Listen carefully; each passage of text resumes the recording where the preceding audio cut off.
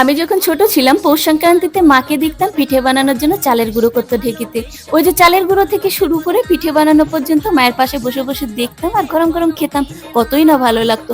তো আমার ছেলে মেয়ে কেন পিঠে না খেয়ে থাকবে, তাই ভাবলাম আমি যেরকম পারি সেরকম করে বানিয়ে ওদেরকে খাবো। তো গাইস আজ প্রথমবার বানালাম, সেই হিসাবে বেশ ভালোই ফুলেছে। আমার তো দেখে খুব আনন্দ হচ্ছে, দেখো কি সুন্দর ফুলেছে। আমার বন্যা পিঠে খেতে খুব ভালোবাসে, তাই উনি অফিসে যাওয়ার সময় ওনাকে বলেছি আজ বাড়িতে পিঠে হবে, তাড়াতাড়ি বাড়িতে চলে এসো। তো বেশ কিছুক্ষণ হলো পিঠে বানাচ্ছি, কিন্তু ওনার আসার না একদমই নামই নেই। তাই মেয়েকে বললাম, বাবা পাপাকে ফোন করতো বাড়িতে আসার জন্য। একটা পিঠে ভেঙে খেয়ে দেখলাম লবণ হয়েছে কিনা, খেয়ে দেখলাম একদম পারফেক্ট। বর বাড়িতে চলে এসেছে, ছেলেকে আর বরকে পিঠে খেতে দিলাম, আর কিছু পিঠে না দুধে ভিজিয়েছি।